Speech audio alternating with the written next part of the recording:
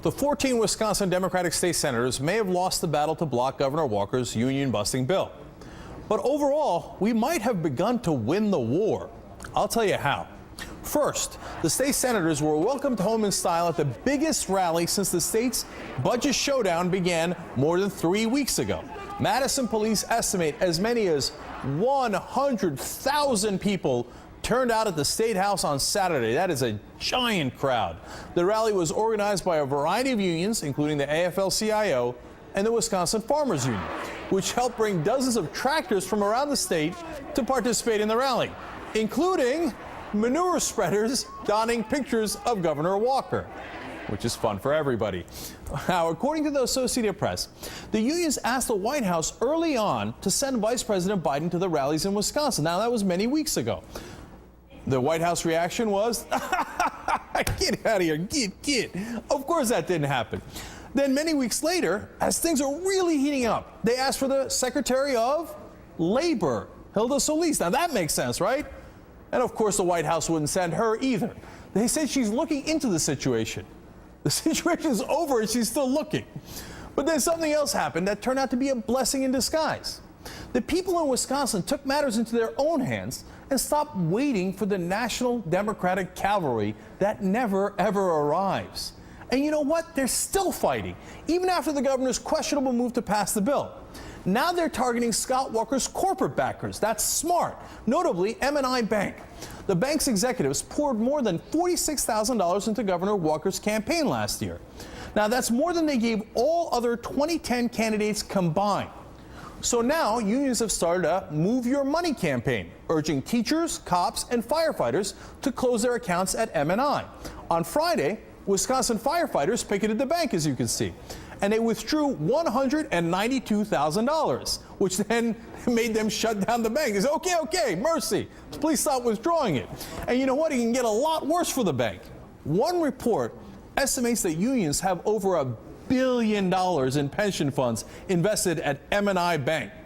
You know what that means? That means, SpaghettiOs, you could be in a lot of trouble.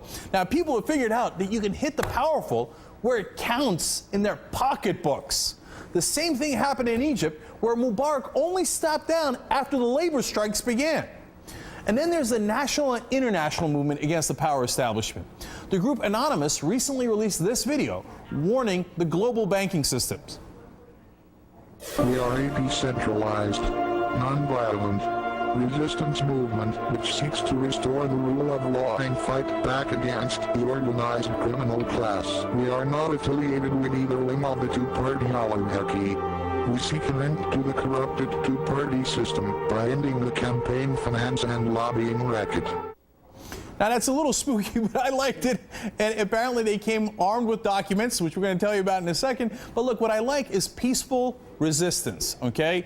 And the Anonymous website, it turns out, released a series of emails today from a former Bank of America employee accusing the company of fraud in handling its mortgage files. The email alleges Bank of America hid foreclosure information from federal auditors who were investigating reports that Bank of America was foreclosing homes without proper documentation.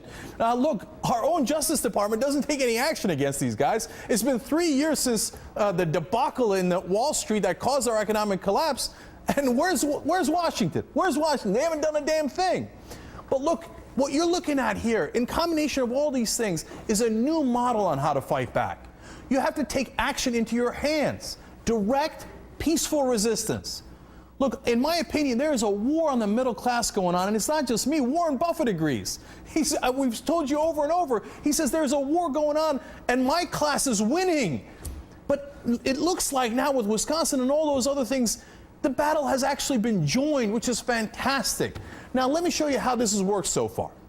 We have things like WikiLeaks. Now, what they do is they break the news, providing direct information to people. Now, that helped in Egypt and in Tunisia, where they already knew their leaders were corrupt, but they got direct information about exactly how corrupt they were and how they did their corruption.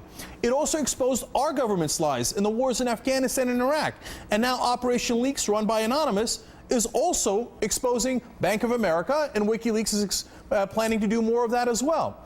Then the web provides direct organizing online. You saw that in a big way in Egypt, You also saw that a little bit in Wisconsin. Facebook, Google, and YouTube, all of these, and Twitter allow you to organize and get people together in the streets.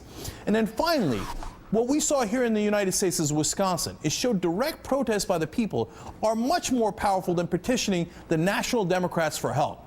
You see that? We showed you over there, www, kind of like World Wide Web, very cute. But look, in reality, and what's actually important is this is the new model of fighting back against the establishment and against corporate power. Don't wait for your knight in shining armor to show up from D.C. The bad news is he ain't coming. The good news is it turns out you're the knight in shining armor.